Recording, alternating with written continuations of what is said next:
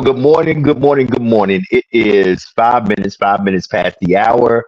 Yours truly, Joe Dupree in the building from 100 BLK, the Black Station, with my brother from another mother. You see him right there. Brother Fatim from the open line, online, 1075 WBLS, and keeping it real with Reverend Al Sharpton. We are in the building on this Make It Happen Monday, and what a difference a few days can make. What a difference a few days can make. I want to start this show off by saying good morning to everyone out there that's in the chat, everyone who's logging on. I see you out there. I see you coming in. Welcome to hashtag Truth Be Told. And let me say this. Truth be told, my co-host, Brother Fatim Muhammad, predicted everything that's going on right now. He literally needs to have, instead of that baseball hat on that says the Orioles, he needs to have on a Swami hat, and we need to call him the Swami. Go ahead, Brother Fatim. Good morning. How you doing this morning, my friend? Good morning, my brother, and it's good to be with you. And first of all, congratulations to you, my brother, on what you're doing down there in Orlando with our craft. And congratulations, my brother, for your achievements and the work that you have done and continue to do, my brother. And I am proud and honored to call you my brother in the craft, but also call you my brother in life. So amen. Thank you, my brother. Thank you. You're welcome. Also, Sister Jax will be joining us. I just got off the phone with her. She had a little eventful night last night. Everything is cool, but she will be joining us shortly. And then the third update, like you talked about my mic last week, and it was me with a cold. Well, it wasn't a cold. It was a cold, but it was COVID. So it was COVID. God. It was COVID moving around from New Orleans to be more, to be more. Okay. You know, and it just caught me out there. I'm just glad it was just mild, and you know, it is real. So there's no way that I'm not gonna let it be known, because we talk about that COVID is back. It's never went anywhere, but you know, it has its peaks and valleys. Thank you for those words. I hate that it had to happen. That we got the news yesterday about 1:45 Eastern time, 1:45, where President Biden said he was not suspending, but ending his campaign to be the nominee for the Democratic Party. He has endorsed his Vice President, Kamala Harris, who now has to honestly secure. She does not become the nominee. She has to secure the delegates. She leaves at least about 1,900 of the delegates. There's much more delegates. But Joe, let me tell you, I was part of a call. I got off the call. 40,000 people last night into this morning. When I say into this morning, after 12 o'clock, they raised millions of dollars. They energized this party. And what I was trying to say is that we could not talk policy. We could not talk Donald Trump. We could not push back with President Biden. We got to first take a moment to thank President Biden, and he's still the president of the United States, on the great job he's done. He wasn't perfect, but we look at the achievements that he's done. He kept a lot of promises that he promised our community and promised this country that he would do. So I kudos to him. But for him to step aside, now the party is starting to become energized. A lot of folks are rallying around VP Kamala Harris. I know Senator Joe Manchin was on Good Morning America. He is talking about he possibly may throw his hat in the ring. But right now, we are in a short period of time. And I think the delegates realize that. And I think that this party can be energized, even though this is a sexist and racist country.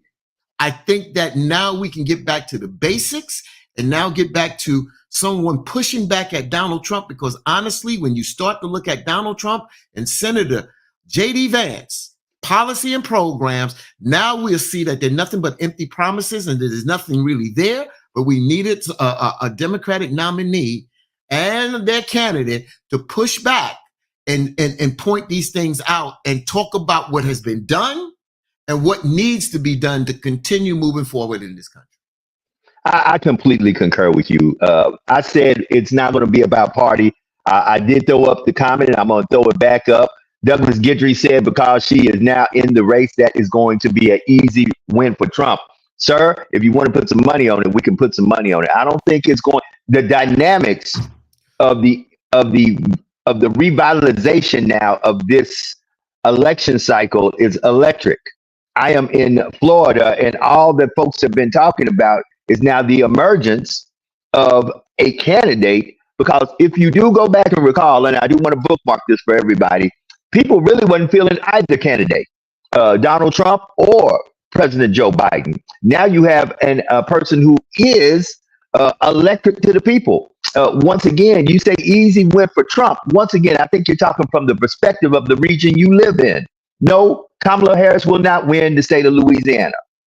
But thank God, the state of Louisiana does not determine by itself who gets into the White House. For had that been the reason, guess what? Joe Biden would have not won the last time, because the last time in the great state of Louisiana, the win went to Donald Trump. So understand those congressional college votes will go to Donald Trump, but that will not determine if he winds up in the White House. And I'm here to tell you, I am in full beliefs, depending on who she picks as her VP, that now we've got a real race on our hands. And do not be surprised if this sister wins. And I say that because I see so many people out there being pessimistic, but I'm optimistic. And here's why. We got to stop fighting ourselves. That's my humble opinion. I am so tired of it's almost like when one of us gets elevated, it bothers us. I'm not bothered that we got elevated. I don't need Mr. Charlie or Miss Charlotte to be over me. Brother Fatim. Yeah, so, I saw what you put up there on Douglas Guidry. I welcome this now. Because, see, now, like I said, y'all been standing on empty boxes. So now, let's go. We going. Oh, she's going to be easy. You can throw those things now. But when we start talking policy, when we start talking about the last administration with Trump versus Biden administration, and when we talk about what has been done to this country, and what the Republican Party, like I've said, you look at the Republican National Convention last week, it was not looking inclusive. When you looked out there, you see spots of black folks, spots. That's like a dot. And when this is a country of inclusiveness, and even though we have racism in here, we have sexism, and we have a lot of isms in this country, there's still a lot of people that you talk about do right, that people are working and struggling and believe in this country can be great, but not great on a racist mentality, not great on sexism, not great on being a candidate that is a convicted felon. Now we got somebody that is law and order, that has put felons away, that's going at a convicted felon and can articulate that now. So Douglas Guidry, Eddie Bonnet, and all of those there, I welcome y'all now, because now we can have really a substance dialogue with the candidate being able to articulate it. It should not be us as surrogates articulating for the candidate. It should us be supporting the candidate that articulates the direction that they want to take us in this country. And right now, they just said it on Morning Joe. They just said it. This has been the biggest so far fundraising day for the Democrats this year. So if you guys think that this is an easy win and you overlook Kamala Harris, I'll tell you one thing, Donald Trump is not overlooking her. The Republican Party is panicking now because they don't know how to handle this, because now they have a viable candidate that can articulate and go toe-to-toe with, honestly, a 12th grader can go toe-to-toe with Donald Trump on policy. So let's be real now. Now we got a politician in there that can articulate this, a former prosecutor, a former senator, and then she most likely will pick a governor, a sitting governor as her running mate. Let's go. Let's see you put up J.D. Vance, Senator J.D. Vance, and let's see. He just voted against contraceptive. He just last week voted against contraceptive. Yo, y'all think y'all can stand on something? See, even if you don't believe in abortion, I'll finish real quick. Yeah, go. You don't ahead, believe on abortion. There is so many other issues. Banning of black books, banning of this, doing the things that this country, you want to take us back to the pre-1940 days. That crap is over. And now we got a potential candidate, and even if Kamala is not, we still got a plethora of folks that can step in and be that nominee for the Democratic Party right now. Before, I didn't have this energy, but right now, you look at social media, you look at the groundswell, how many people Rhonda just put in there? That meeting last night with our sisters. Donna Brazile was in that meeting. She was on Good Morning America this morning. I'm telling you, I reached out to some of the sisters. Melanie Campbell, now I'll throw her name out there. That's who we spoke with down there the other day. I talked to Barbara Arnwine yesterday. Tamika Mallory, let me hold up her book. Tamika Mallory was on my show yesterday. We are not playing. So get ready, folks. We are in a race, but I'm telling you, this will show transparency and show that Donald Trump and Senator J.D. Vance do not need to be nowhere near the White House unless they are visiting. So let's say this. I put up this comment and I like to read it. Black men and women have the opportunities to support a Black woman and position our community squarely at the center of a new power center. And Brother Martinez, you were absolutely correct. For those of you who are talking that crazy rhetoric, sounding like you are Stephen in Django, guess what? Enjoy your time in Candyland. Django is coming. Enjoy your time in Candyland. Django is coming. And anybody, brother Guidry, I love you dearly. Put your money where your mouth is. That's all I got to tell you. Put your money where your mouth is. Speaking of putting your money where your mouth is, our lovely, beautiful co-host, yeah, she's in the building. She's in the building. You see her. There she is. I'm just moving stuff around. It is the life strategist, the art therapist, the speaker, the author, and the voice of reason on this show, our beautiful Sister Jax. Good morning, my sister. Great day, my brothers. Great day, viewers. How's everybody doing today? Oh, it's a beautiful day. It's a beautiful day.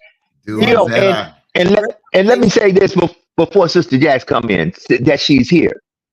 I understand it's the fear of, you already had the fear when Barack Obama got in there of the ruling of or being under the leadership of a Black man. Now you really got the fear of being under the leadership of a Black woman. Well, let me tell you something.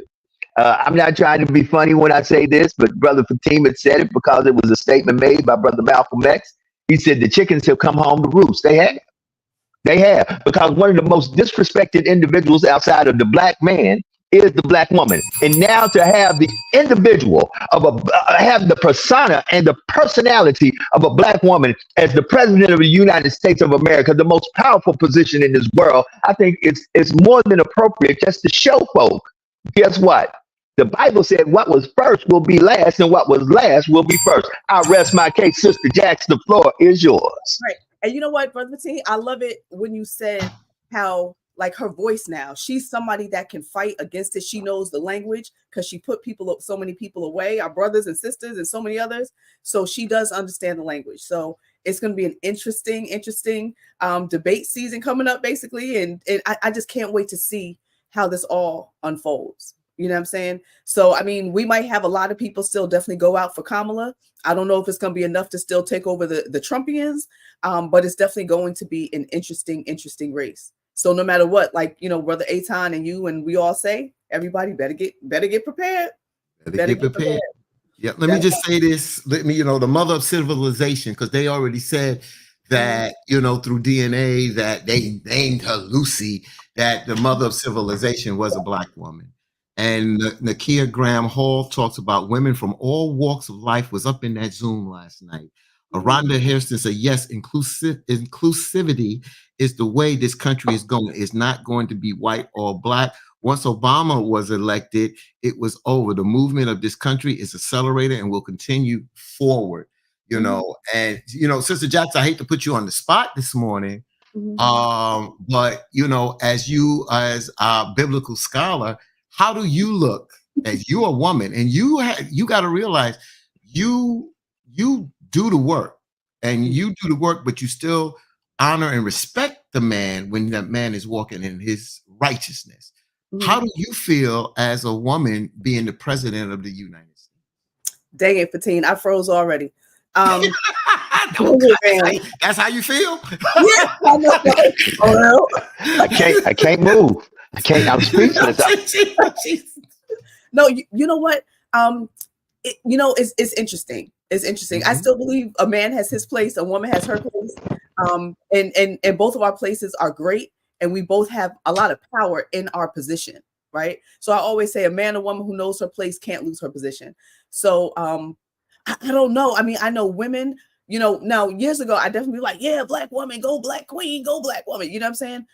But at the same token, she may be able to do a phenomenal job leading our, look at that face on the freeze. She may be able to do a phenomenal job leading our country, but I don't know. I don't know.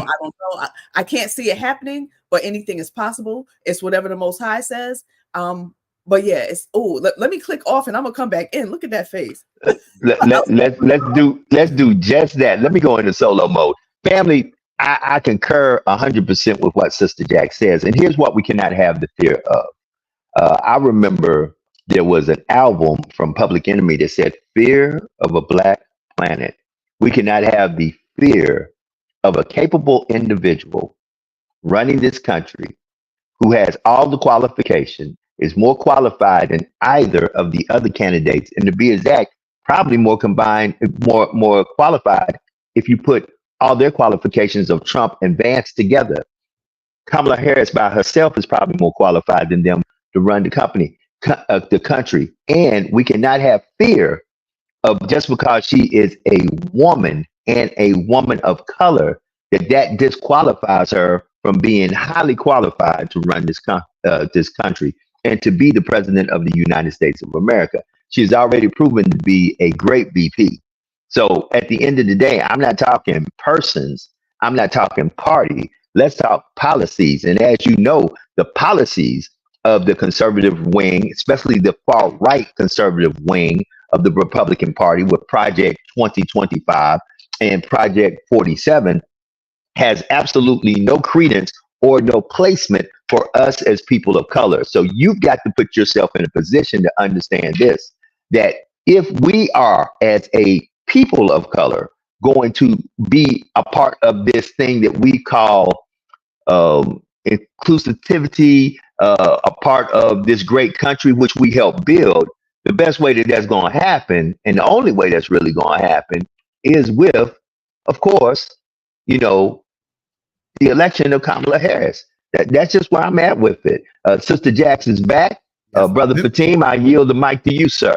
All right. So, like I said, last week, I said it. I argued with some of my co-hosts, debated. And now they don't want to say, oh, and it's cool. I don't need I don't need a pat on the back. But, well, Fatim, we shouldn't be having this conversation about Biden. We need to be talking policy. Hell no. How can we talk policy where we knew that Joe Biden was not going to be able to move forward as a candidate? But now we can talk some issues now. I don't want to just talk about the Zoom call last night. It was encouraging. That was so encouraging last night. I could not even get on. I had people calling me, Fatim, you got the link and this, that, and the other. I was like, I have the link, but they blew it out. Let's talk about some of the issues that Vice President Kamala Harris, if she becomes the Democratic nominee, and right now she is leading, and she's already got the pledge of some delegates already, that she can raise. Just listen to this, and I won't be long with this. Healthcare reform, economic policies, climate change, social justice and equity, focusing on criminal justice reform, police accountability, and policies to address systemic racism, countering Trump's stance on law and order and his administration's record on racial issues. Immigration, promote humane immigration policies, comprehensive reform, and pathways to citizenship, contrasting with Trump's hardline immigration stance and family separation policies. You cannot isolate immigrants. This migrant situation is a crisis, yes, but you alienate immigration, you alienate a lot of people that are citizens now of the United States that can vote, that were immigrants, okay? Education, push for increased funding for public education, affordable college, and student debt relief versus Trump's budget cuts and support for private schools. Women's rights, emphasize support for reproductive rights, equal pay, and combating gender discrimination. gun control. Advocate for common sense gun reform measures, including black background checks and assault weapon bans. Foreign policy, pandemic response, and public health, voting rights. Advocate for protecting and expanding voting rights, addressing voter suppression, and ensuring fair elections, countering Trump's unfounded claims of voter fraud and attempts to undermine electoral integrity. Did you hear any of those that really came out of the Republican convention?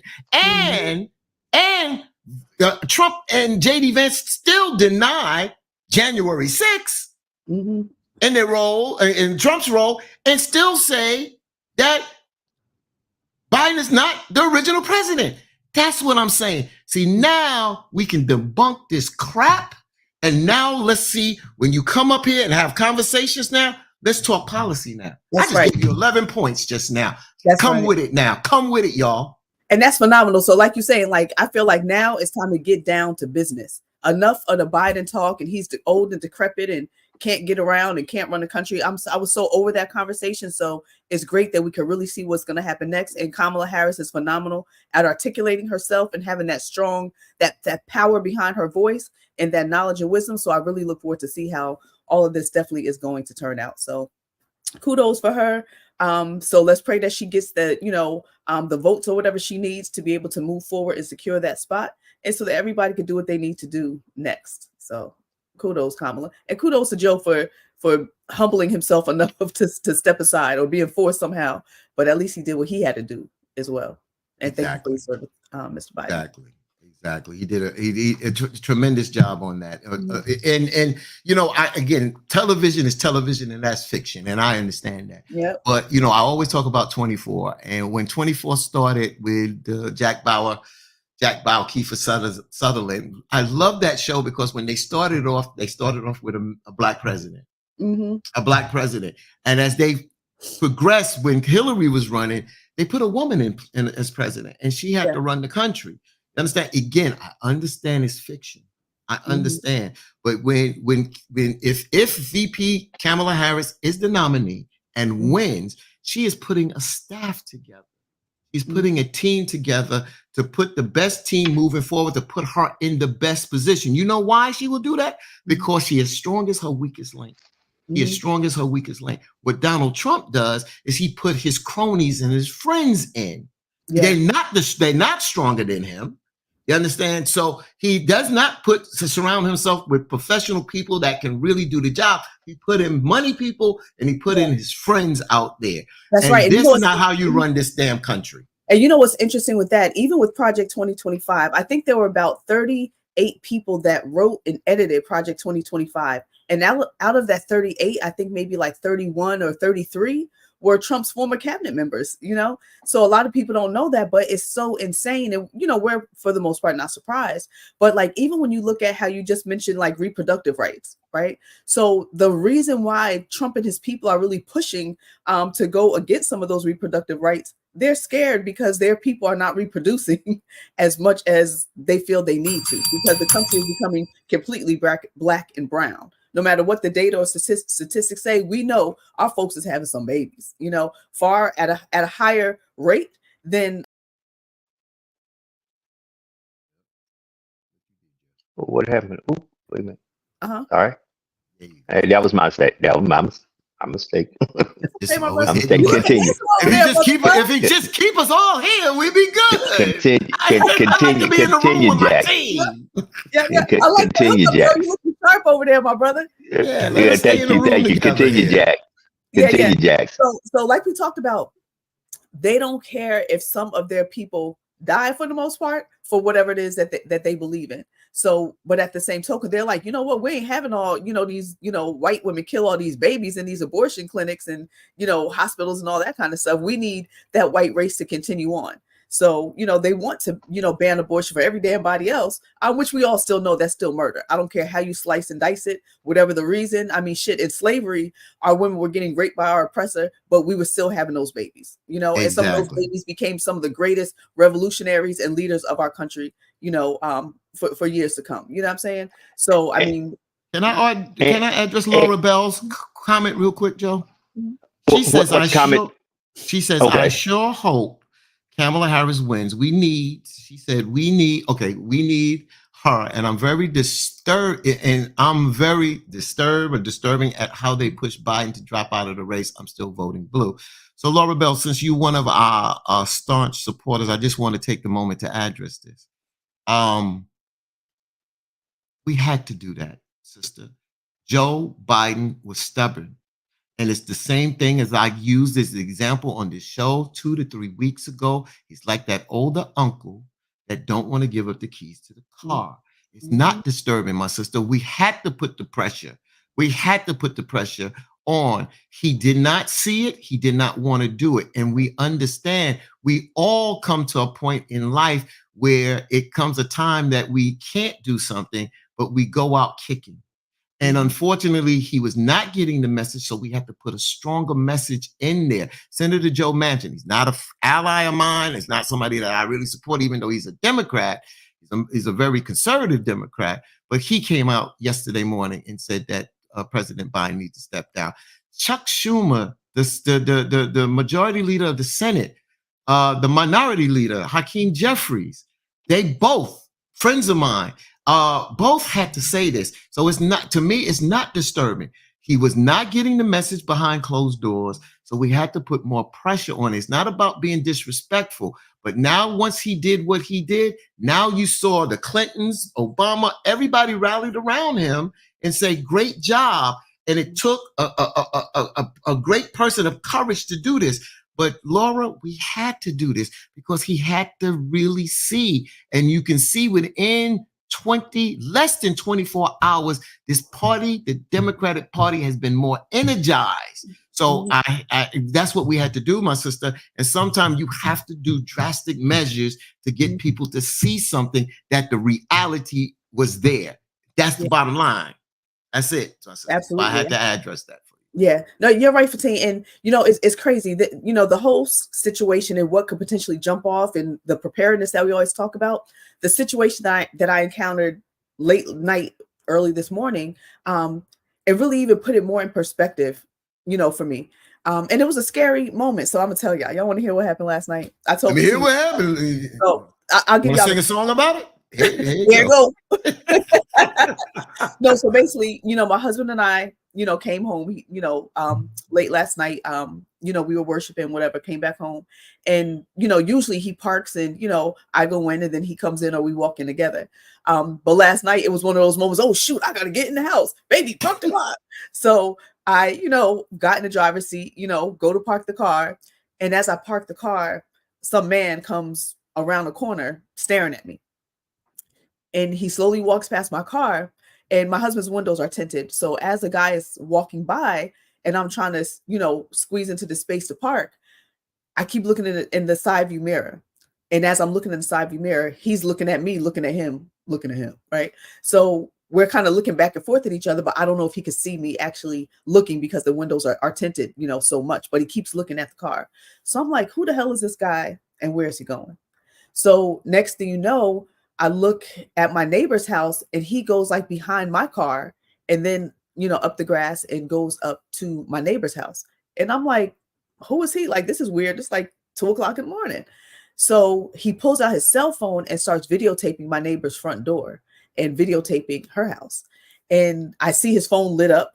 And by this point, I'm panicking. I'm like, yo, what the hell is going on? Because I'm like, is he dropping a package? I'm like, he's not dropping a package off. Like, he's not, FedEx or anything like that. And it's 2:00 in the morning. So when he was walking past me, he had no package in his hands. And so I'm like, what in the hell? And no food or anything like that. So I'm like, what the hell is going on? So then he goes underneath her bay window and is like searching as though he was looking for a key. Because, sometimes people leave a key outside under a rock or whatever. So he started to look. So then he picks up her cat dish, but I couldn't tell what he had in his hand. And mind you, my front door was halfway open. The lights were out, but the front door was halfway open because my husband dashed in the house. And typically it would take me a minute or whatever if I were the last one out, which usually I'm not. He lets me go in first. It doesn't take long for us to get back in the house. So he just left the door open for me. So next thing you know, guy starts walking up my stairs to come into my house, and my husband and my kids are in there, right? And I don't know who this guy is or what the hell is going on. So I had beeped the horn to, alert, somebody. And I was frantically, by this point, I'm already frantically looking in my bag for my phone. And then he keeps looking back at the car. And then he stepped down from the stairs. He'll walk towards the car. Then he'll come back towards my house. So I'm like trying to find out how to lock my husband's door. And I'll call my husband, baby, hurry up. This guy is outside. He's trying to get in the house. He's trying to get in the car. So I'm like freaking out. So it's just like sheer panic. So my husband says, hurry up, pull off, call the neighbors and go get security. So I did that. I couldn't remember my neighbor's name in that moment to even look her up in my phone. I couldn't even remember her name. So I found security, whatever. My husband by this point comes back outside, has his gun and everything, and is trying to see if we see this guy. But he made me stay in the house. Like he went and took care of it. But the thought of it, if stuff really jumps off or when it really jumps off, how we have to be prepared. You know what I'm saying? Because even before I came home, I was thinking, what if that guy were in the neighborhood with my children? Because they came home from church before my husband and I did. So I'm like, what if they saw my kids come in the house?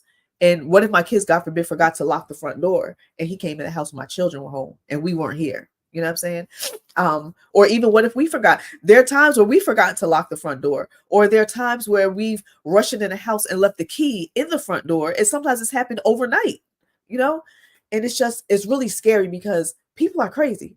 And when my husband had come to the door to confront the guy, he wasn't even fully dressed at the time. So he couldn't run out there like damn near butt naked, but he was like, what the F you doing? You know what I'm saying? So it was an exchange, but the guy was just looking at him crazy and didn't respond.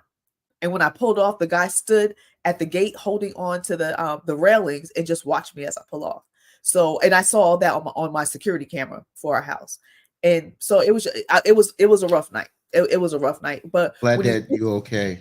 Yes, thank God. But when you think about it, but when you think about what could truly, truly happen, especially when this world goes awry, we have to be prepared and on point.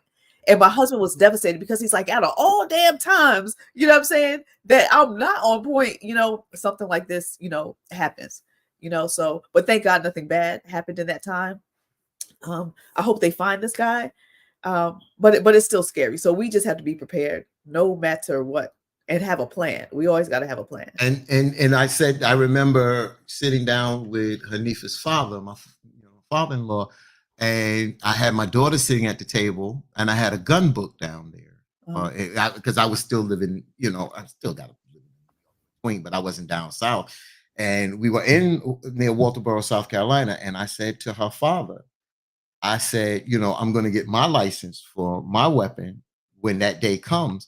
And I said, and I pointed to everybody. Hanifa, of course, she's a grown woman. She was like, my father always had guns. My father. So, but I said, the difference is that there will not be no illegal gun in the house, and everyone. And I pointed to both my daughters,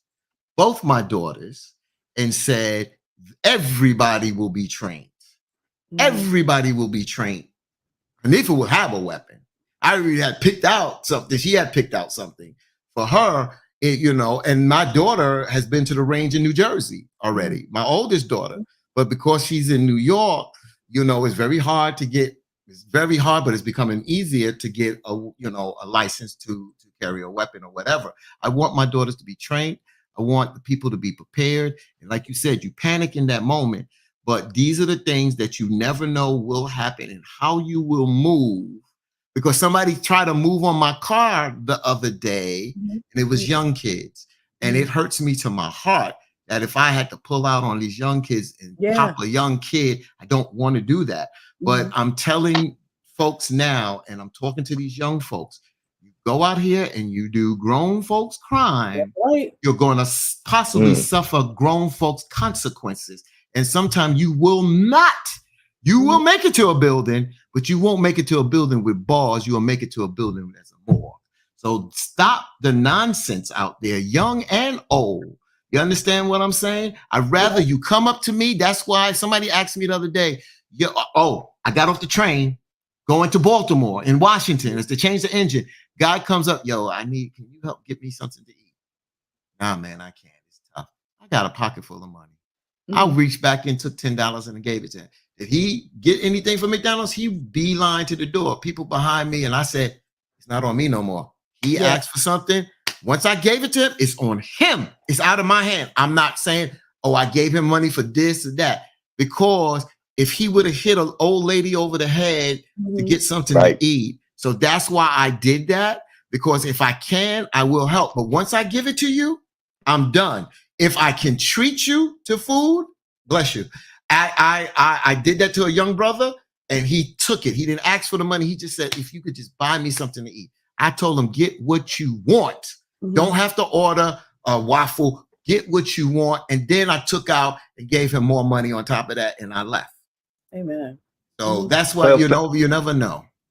Well, family, in other news, it is 20 minutes to the top of the hour.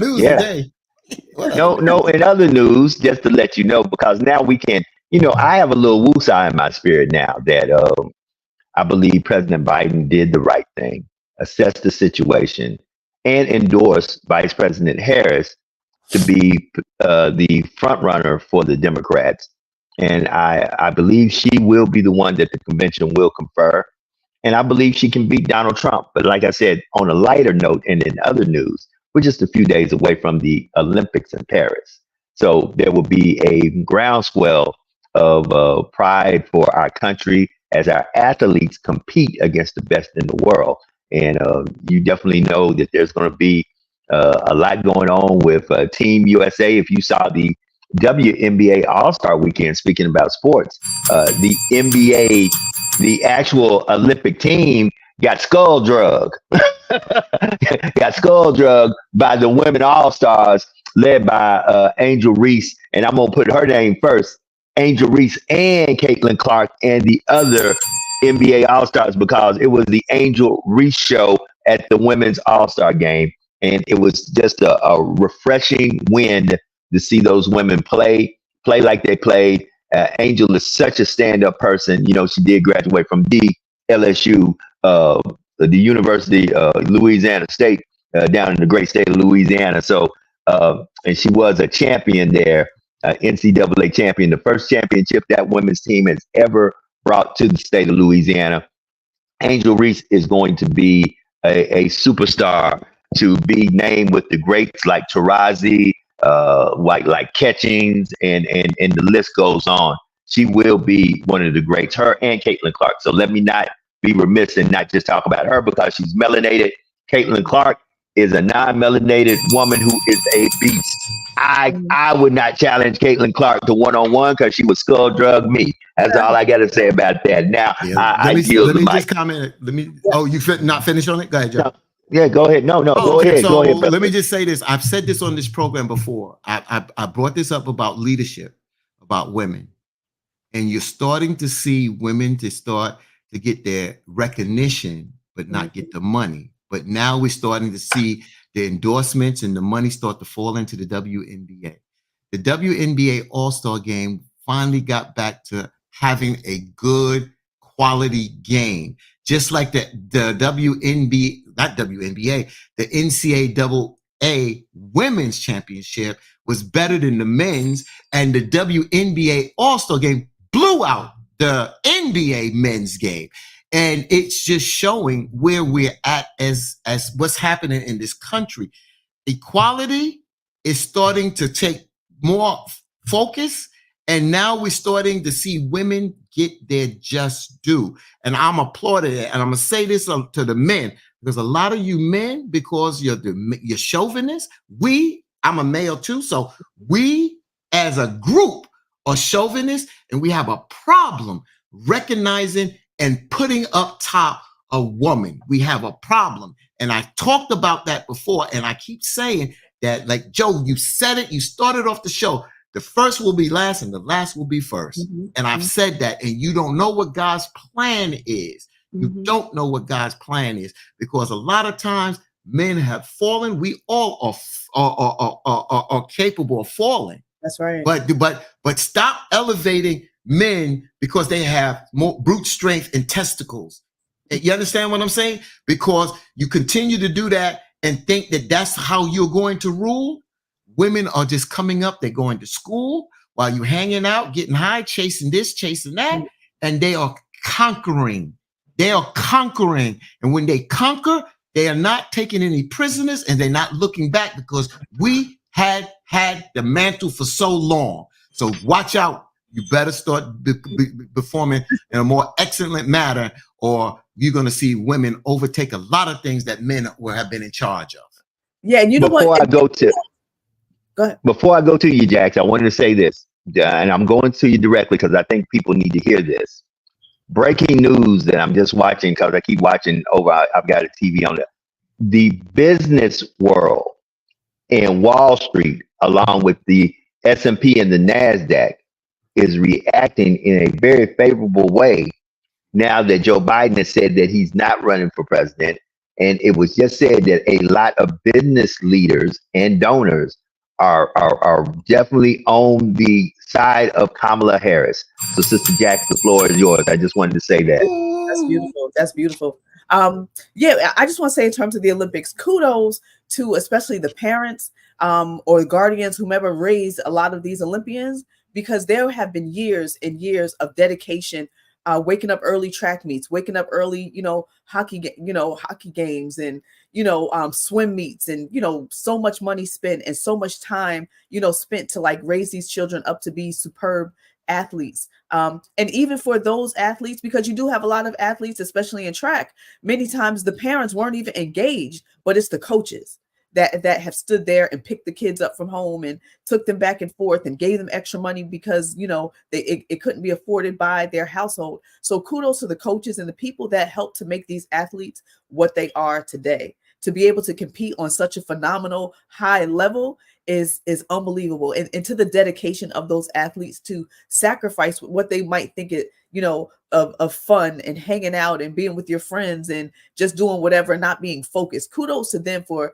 zoning in and tuning in and locking in to what it is that they needed to do and what their heart desired, and walking within their gift with grace and dignity to get to where they are today. So kudos to all of them, because it's going to be phenomenal. So I look forward to seeing some more of the Olympics and seeing, what the U.S. has in store, as well as the other countries, because it's a beautiful thing. I know my daughter was on track. So I was a track mom for many years. Both my kids ran track. And my daughter, she made it to the Junior Olympics like 5 times. And she did phenomenal. The first time she ran in the Junior Olympics, she came in, I think, like 3rd in the nation in track. So, it definitely, was a lot of dedication and hard work, and kudos to all those athletes. Let me just say this. You talk about athletes. I will be amiss. You set the stage for me to say this. So folks that follow me on Open Line or on Air Show on WBLS in New York, my co-host is Jennifer Jones Austin Esquire, and she wears many hats, but I have to congratulate her and her husband, Brother Sean Austin, because they have 2 children, a daughter and a son, and they are proud parents as of Sunday of a Major League Baseball player. Their son, Channing Austin, who graduated out of USC, but he had Tommy John surgery. If anybody knows that, he had an arm injury and he had Tommy John surgery. So he was brought back slowly during his junior and senior year at USC. And he wasn't in the draft. He didn't get drafted. He was in the draft, but he didn't get drafted. But he was signed Saturday, not Sunday, Saturday, by his hometown team, not the Yankees, but the New York Mets. And his contract is better than if he would have been drafted. He came out even better. The New York Mets has signed him, and he's already in Port Lucie. He has not come back home after he signed. And congratulations to Channing Austin. And like Jennifer said, I try to help her doing the way we're coming out of baseball. And she said, we're looking forward to going to some games. And we just hope that, he doesn't get traded within the Mets organization. He's a promising kid. He's already in the high 90s throwing after the surgery. So I just see some good things coming out of Channing Austin. So congratulations to Channing Austin and to my radio talk show co-host on Open Line, Jennifer Jones Austin Esquire, along with her husband, Sean Austin. Congratulations. Yes, kudos, congratulations. And you know what it takes? The amount of, ingenuity and hard work and thought and discipline, and I always go back to say that's one of the biggest problems with our people. We are not disciplined, even in terms of, following the Most High. many times we are not disciplined. It's easier for us to say the laws don't matter and just do whatever the hell we want to do rather than staying disciplined and say, you know what, God says this all throughout the book, New and Old Testament. So this is what we're supposed to do. It's easy to just say, oh no, that doesn't even matter anymore. It was nailed to the cross. We don't have to do that no more, so that we just live willy-nilly and have no discipline. And then we get punished and face the outcomes, because whenever we go, for the most part, away from God's word, he'll check you, he'll show you, he'll take stuff away, he'll, put you in your place at some point for us to wake up. But you know what? Sometimes even with that, we don't like to wake up. We keep trying to play Russian roulette with the Most High, and we're going to feel it in one way, shape, or form, So kudos to everybody that has discipline. I know that discipline is still something that I continue to struggle with in some ways, in terms of even, gluttony, or just, eat it. If it's a snack I want to eat, I'm going to eat it. If it's something that looks like it tastes good, I'm gonna taste it. So I have to shut up, Fatim. So I have to have better discipline with, what I eat, so that I don't get big as hell. You know what I'm saying? Or bigger as hell. So it's just about discipline. So we all have to do better. So let me come in. Let me come in and be a blessing to my co-host, because my co-host is a beautiful sister, and all sisters are beautiful. And sis, trust me, I've seen enough big sisters in my lifetime. You're not even close to being in that category. You might not be where you want to be, but you're not out there. You're not out there in the category that I've seen some other people. Yeah. So at the end of the day, you said something that I think people need to resonate. You put it from a scriptural standpoint of view. Here's my saying, because I heard this yesterday during one of the leadership talks that we had. It's never the wrong time to do the right thing.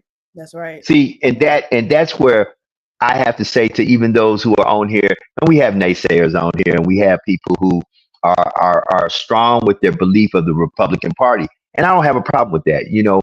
I am not a progressive Democrat. I am a conservative Democrat. I am more conservative in the Democratic Party than I am progressive, and I'm sometimes in the middle of the road. But the truth about it is, I am more conservative. I have more conservative values, even though I am a Democrat. My values are not progressive or extreme liberalism.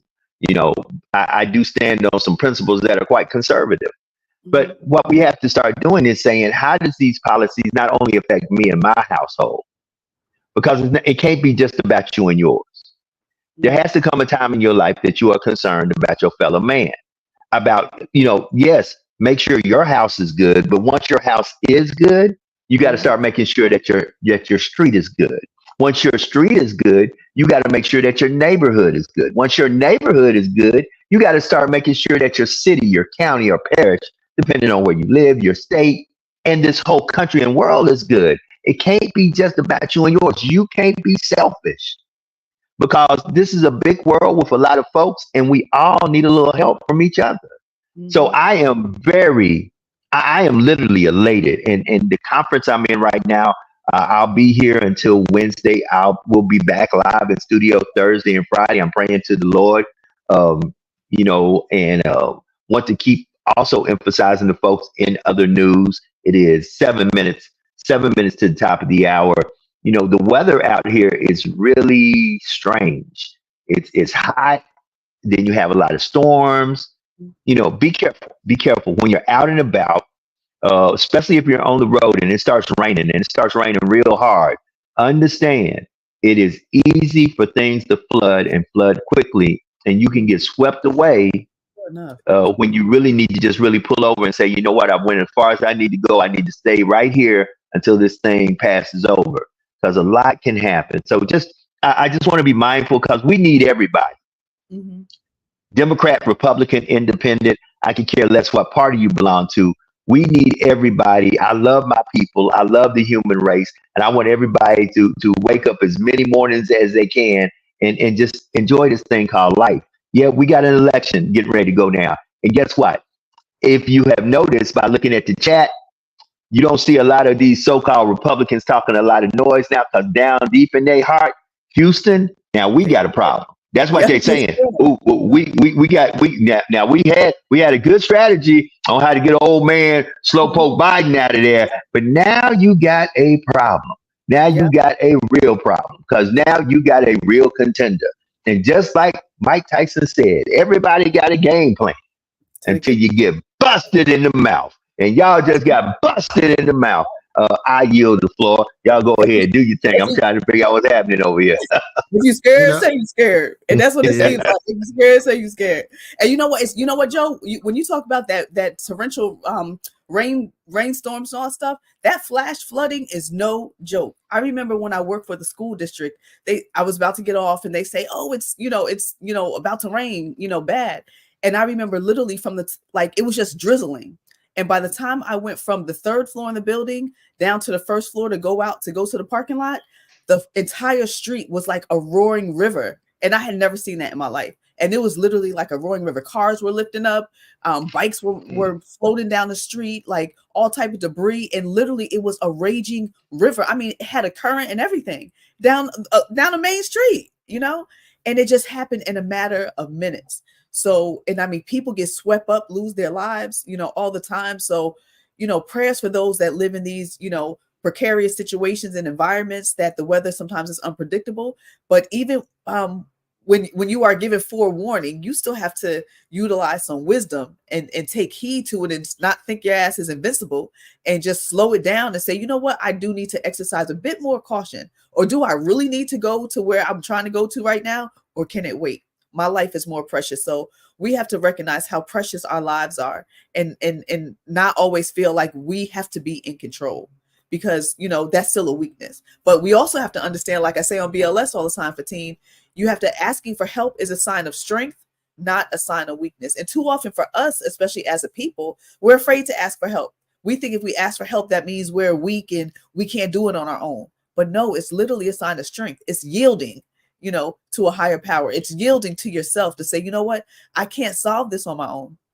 I can't do it on my own. And I need some help. So that is a pure sign of strength, not a sign of weakness. Like exactly.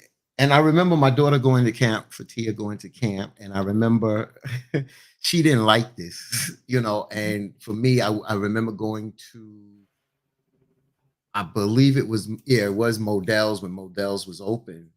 Modell's was a sporting goods store, and I purchased her a Columbia rain suit. So back in the day when I was a kid, my mother had that big old nasty, big old yellow boots and yellow raincoat, looked like some fireman or something. The duck coat, yeah. Yeah. So duck, yeah. So with my daughter, if I'm cool, she gonna be cool. Mm-hmm. That's how we roll as a family. We gonna be looking good. Yep. I bought her a blue Columbia rain suit for camp.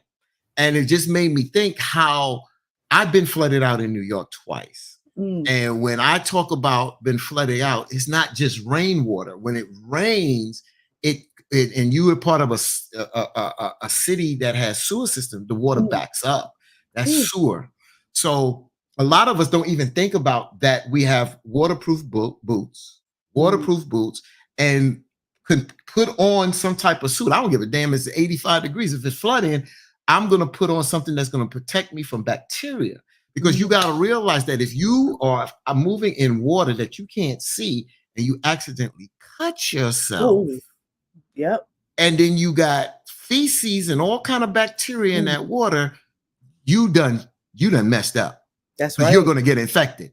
So that's why I'm saying, I don't care if it's 90 degrees and it's flooding, I'm going to put on that rain suit. I'm going to protect my legs. I'm going to protect my arms. I'm going to protect my body so I don't get cut. We have protective gloves. I showed you the mask I got. I just found some other N95. I forgot I got N95 masks, not KN95. Wow. I got KN95. I don't have hospital masks, them little flimsy masks. I got KN95, N95, and that other mask. Boom. Understand? And like Joe said, I'm ordering my gas mask now. You know what? So, let me know where you get it, because my mother, one day we were talking about preparedness on the show.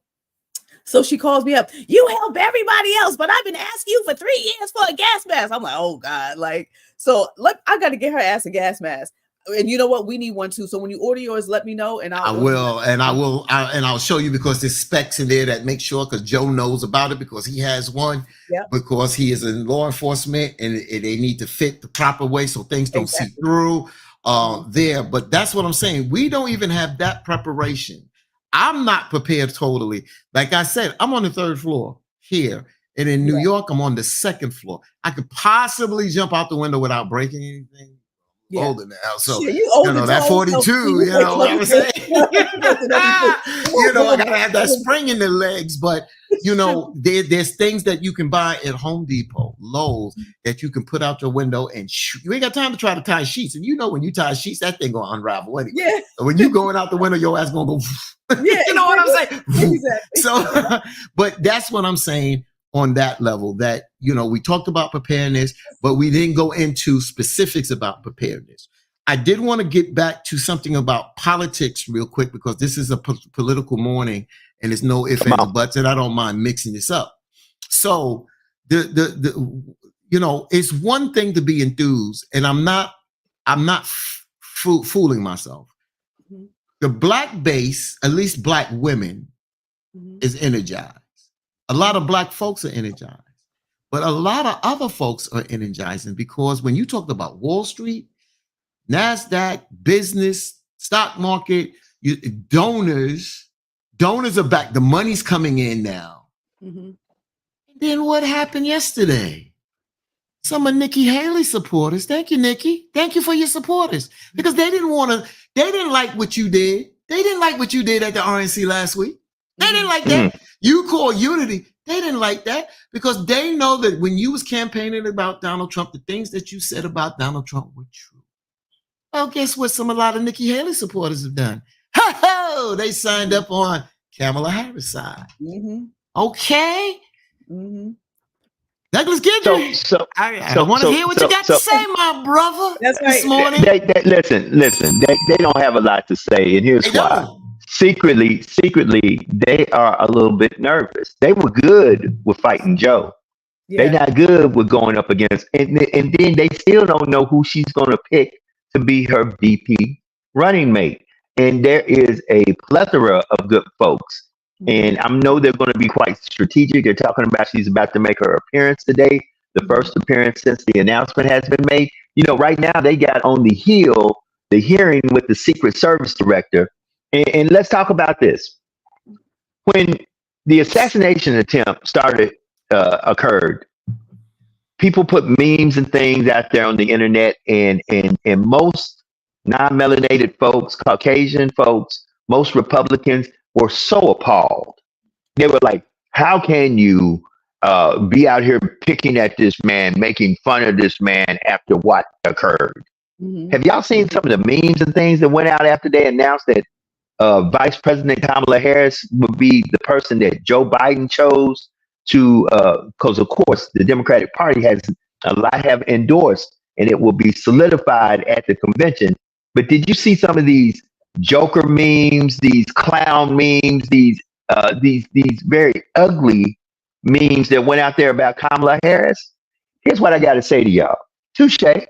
Because unlike y'all, I'm not going to jump on here and say, man, y'all got the mitigated gall and audacity to do this.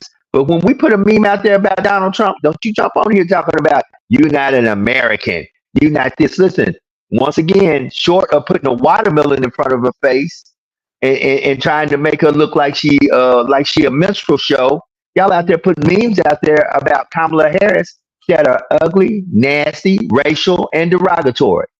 Mm-hmm. So I'm going to call y'all out, because I'm not going to let you all of a sudden say, well, I have free speech and I can do what I want to. Well, we have free speech too. And if we want to put a meme out there with Donald Trump with a big gauze on his ear, because they tell me in the military, and I think I got a few military people in here, I may have a few military medics, your bandaging is supposed to be a certain size to the wound.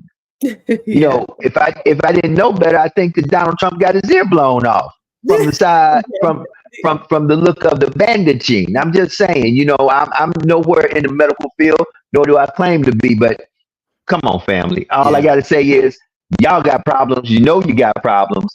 And guess what? you know, a debate between Donald Trump and Kamala Harris ain't really what y'all want to see, because she going to drive him. You know that she going to drive him, just like, let's go back, like she drove the president of the United States of America before he became the president of the United States of America. Making him freeze on national television. Freeze on black issues. You understand what I'm saying? Right. Yep. She drove him because she said, I am that little girl. That little girl that you put in legislation that had me bust to a place that I should not have been. I am that little girl. Oh, y'all, listen. Donald is the great deflector, the great actor, the great con artist. But guess what? He about to go up against the great prosecutor. And I said what I said. Somebody take this mic. Let me just say this. Imagine if the next one. Go ahead. Let me just say this real quick. So I want to give kudos to my co-host on the Open Line Online. He was not on yesterday, Bobby Childs. Unless he said this, and one of the conservative radio talk show in New York, WABC, already started this. So Bobby Childs said, let's keep an eye out for the following attacks. Okay. Kamala slept her way to the top. Kamala is using the black card because she is not black. Kamala is not smart enough. Kamala was a man, is now transgender. Kamala hates black men, former prosecutor, and married a white dude. Kamala is part of the deep state. Kamala is not legally able to run as she is an immigrant. When they have nothing of substance, which we see on this chat, when they come on, they have nothing of substance. They will sling enough of that brown emoji, that creamy dude with them eyes and the smile. You know what I'm talking about, sugar honey iced tea. So their base repeats it. The media will be complicit in repeating and giving it airtime. And that's the kind of nonsense that we got to stand up. But see, the difference this time is now we are the surrogates while we have a leader. So now the leader can go after Trump and JD Vance, you understand? While we as the surrogates go after your asses that ain't got crap to stand on. And now it's on. It's on, y'all. I'm welcoming it. You can call in, you can text, whatever. I'm here. And we will bring on more people. I will bring on more people that we can have a complete dialogue about this. And we'll bring on the other side and see what they can stand on as well. Yes, so let me say this before we go to Jack. Go Jack. I need you to go. Go, Jack. Go ahead. If her running mate was a brother, you know what I'm saying? Like, just the thought of it. I mean, I don't even know all of who she's, I heard some of the names, but who knows who she'll pick. But just imagine, just in general, if this black woman gets in, and if a brother was the VP, that would be unbelievable. But like a brother, but yeah. Okay. About that. So I got to address some of these comments because they have to be addressed. Brother Eddie said, now Ninja's happy about Kamala Harris. Okay, I'm going to stop there. I'm going to actually put a period on there. I'm not going to do the and, the comma. Now Ninja's happy about Kamala Harris, period. Yes, Brother Eddie, you should be happy about Kamala Harris too, because understand, to some of those folks that you rub shoulders with that are non-melanated, you a ninja too. You just happen to be a ninja that they get along with. Hold on, Joe. So, wait a minute. Let me get my Windex. I gotta clean this. No. I gotta clean this crap that you put on the bottom of the screen here. Hold on. So I gotta finish this up. And he said how she used to lock up ninjas. Stop it, y'all. Okay, wait a minute. And brother Guidry, I'm not in the phone call. Muting out, but I want to make this clear. So put what you need to put in the chat. Huh? Put what you need to put in the chat. Yeah, because Brother Guidry's trying to call. And I told him I'm not taking calls right now. That's why phone numbers I'm running at the ticker at the bottom. So what I want to say is the following. Everybody black should be proud when a black person does something great. Even if you don't agree with that black person. I don't have to agree with you to be proud that you are now stepping into a place of greatness that we should have always been at, but never been afforded the opportunity to go there. And Brother Eddie, yeah, I'm calling you and Douglas out on it. I didn't say you got to like Kamala Harris. I didn't say you got to vote for Kamala Harris, but do not diminish her light because all of a sudden you want to make it seem like ninjas are happy. You a ninja too. You ain't happy, ninja? You ain't a happy ninja? You should be, because guess what? Them non-melanated folks you hang around, you a ninja to them when you not around. You know, we got a ninja named Eddie. We kind of like that ninja. He a pretty good little ninja. You know, but they'll never say that to your ninja face when you're around. They'll just smile and get along and go along with you, because at the end of the day, brother, you a ninja to them too. I don't care if you're a rich ninja, a poor ninja, a sports ninja. At the end of the day, in places that you cannot go to because they will not let your ninja tail in the door, you are a ninja when they buy themselves drinking their bourbon. You know, there's a pretty good little old ninja there. You know, I like him and his little ninja family. They might make some good employees for me and my kids and help us build our wealth. Ninja, you wake up. And Donald Trump said the black job. Right. But let me just say this. Douglas Guidry said, you guys are the problem. You know, black faces in high places don't mean sugar, honey, iced tea. Stop that. So first of all, let me just say this here. If the vice president was a white woman or a white man, I still would be happy today. Mm-hmm. The reason why we as black men have to go even harder for a sister, and Douglas Guidry, you should be ashamed of your damn self for saying some bullshit like that this morning. It's because we have to go harder because of the sexism and the racism in this damn country. It's not that we know that there are black people in high places that don't do a damn thing for us. But I can tell you when Vice President Kamala, and some people call her Kamala Harris was senator, and she was part of those hearings, a lot of us stood up and applauded that sister for the work she's did. When she was a prosecutor, yeah, she put black people away. Don't we want to fight crime? I don't just listen. When them guys approached my car the other day, they were black. Come on. If they did something, I want their ass locked up. If they move on me, I'm going to pop their ass. So what are you talking about? But you know why we got to stand? Because of the sexism and the racism. And I just said that. Because now we got to even push harder, because we got to break through that so that her message can be heard. Because you know why? Because just like on a job application, when you see a name, and then when you see a black face, you look at that and don't judge the substance. That's right. Why we got to go hard. So now we ain't going to be ashamed of ourselves this morning, my so-called brother, my so-called lost brother. You should be a damn shame. And you don't have to like her, but you should understand the politics and the racism and the isms in this damn country as a black man. And if you don't, then get out of our way, because we'll roll over your ass now. So now all of a sudden our conservative brothers say that we tripping. So let me once again go back to a response I haven't seen in the chat, but I've said it 3 times. Put your money where your mouth is. I got $100, and if I wind up taking your $100 because Vice President Kamala Harris wins and winds up being the president of the United States of America, the $100 I win from you, I'm going to take that $100 and I'm going to give it to one of these mighty fine ninja charities to help more ninjas. You know, because, bro, y'all got to wake up. Y'all funny to me. And then you got that mitigated gall and audacity to say we racist. No, my friend. We might have some prejudice. We might have some things that we look at a certain way, and we might be pro something, but just because I'm pro something doesn't mean I'm anti-white.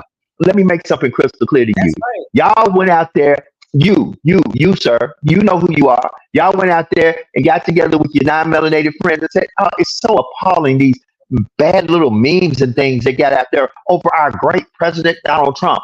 But none of y'all have raised your voice one time over these memes and things that they have put out there over your beautiful black sister, Kamala Harris. In other words, you always got to say this. The only way that we can make it anywhere, we got to do it by ill-begotten means. And as long as you talk that way, we will never be able to accomplish what we need to accomplish. This sister is beautiful, qualified. I don't care if she married a white man. It doesn't bother me one bit. A white Jewish man on top of that. So now you got real problems. Because guess what? The first gentleman, it could be a Jew. See, y'all problem is y'all starting to look at the alliances that are getting to line up against the orange man. Did they say anything about J.D. Vance marrying a melanated woman?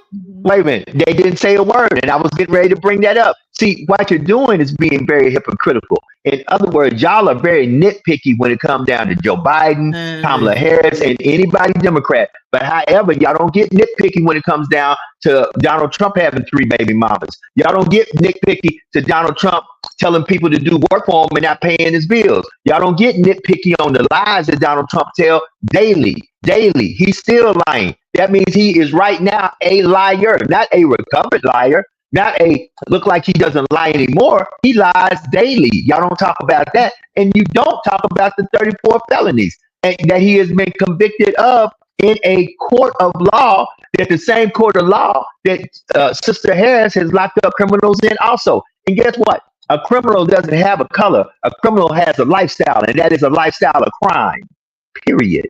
Not saying that we should not reform the criminal justice system. We should. But understand, bad folks do bad things, and bad folks who do bad things don't have a color. All they have is a motive, and that motive is to get your stuff. Now, how y'all ninjas like that? Mm-hmm. I stand, good sister. I stand with strong Black sisters. I stand with Tamika Mallory here. I stand with Sister Assata Shakur. I stand with the late Dr. Frances Cress Welsing. I stand on the Coretta Scott Kings. I stand on these people. I stand on former First Lady Michelle Obama. I stand with women that are trying to do right things. I stand with white women that have come out and stood out and called out the isms out there that try to do the right thing. It's about doing the right thing, but it's so easy for us to support some of y'all, not us, some of y'all to support Donald Trump. I'm not going to go through listing all these things out there. I just had yesterday, New York Attorney General Letitia James that won a $355 million lawsuit, civil suit against Donald Trump on my show yesterday. This is who I associate with myself with. I don't care if it was Donald Trump. I don't care who she goes. She's locked up Black people. She's locked up white people. You understand what I'm saying? Or brought suits against them and won those judgments. I'm talking about, like Joe said, if you're going to do right and just don't see color, but understand how color in this country works and how it works against us as a people. You understand? So for the things that y'all say and this, that, and other, again, you know, like I said, Joe's out, so he can't do the phones. But when Joe get back in studio, you more than welcome. We're gonna do the phone. Joe, they ain't got to call. You'll send them the damn link. Let them come on. Send them the link and let them come on the damn show. Let them come on the damn show. I agree with what Brother Fatim said. We'd like to see your lovely face on this show. That's right. We would. So guess what? When I get back in the studio and I've got all my capabilities put together, not only will I have the phone lines up, don't worry, you ain't gonna have to call me. I'm going to call you, because I understand and listen, that some of the comments that you made are so asinine. Brother, y'all make yourself look bad. So you say you can't wait to God judges this country. God is always judging, not only, forget this country, you know, God is constantly judging us individually. That's why I know I am far from perfection. I know that I sin every day and need to repent for those sins. And while you trying to point fingers at other folks and talk about Kamala and Kamala, whatever, see, y'all use that Kamala because y'all know, y'all WWE fans know that Kamala was a wrestler, and y'all know how he was. He was a dude that had to lead him in with the bone in his nose and all. See, y'all ain't fooling me. See, I woke up this morning realizing one thing. Don't think I'm in this suit for no reason. But I realized one thing. We are our worst enemy. Black folks, we are our worst enemy. Just like I said, if a white person gets promoted on the job, y'all sit around and clap and, Mr. Charlie, thank you for getting promoted. Mr. Charlie's such a good man. And Tim, I can't take this. Yeah, we can't take a call. My thing, but Right. I got breaking news real quick, Joe. I can't take calls right now, so go ahead, brother. Oh, the breaking news is, like I said this morning, Senator Joe Manchin was on Good Morning America, and he was talking about possibly throwing his hat in the ring. He has confirmed, Senator Joe Manchin now has confirmed he will not challenge VP Harris for president. They all are falling in line because they know the bottom line now is to keep Trump and JD Vance anywhere away from that damn White House. It's on now, y'all. It's on and yeah. Yeah. So with that being, go ahead, Sister Jax. Go ahead. People talk a lot about Kamala prosecuting people of color, right? So if you think of, like you said, Fatin, even with your situation, if you know that guy tried to roll up on you, that kid or whoever it was, if you had the opportunity to prosecute his little butt, because guess what? Especially me, work with my art therapy students.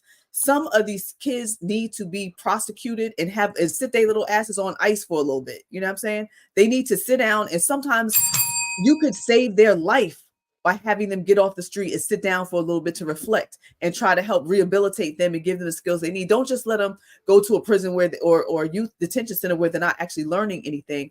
But sometimes they do have facilities where these kids are able to learn, get, degrees or licenses or, learn something, but sometimes they just need to be able to just sit still. And granted, the flip side of it is when they sit still, sometimes they learn how to do crimes even better when they get with the wrong people that are in there. But sometimes they need to sit on ice. So if I was locked and loaded and that brother rolled up on me last night, no telling what could have potentially, happened. Of course, you try to de-escalate the situation. You don't want to just be trigger happy and shoot anybody because that turns into something else.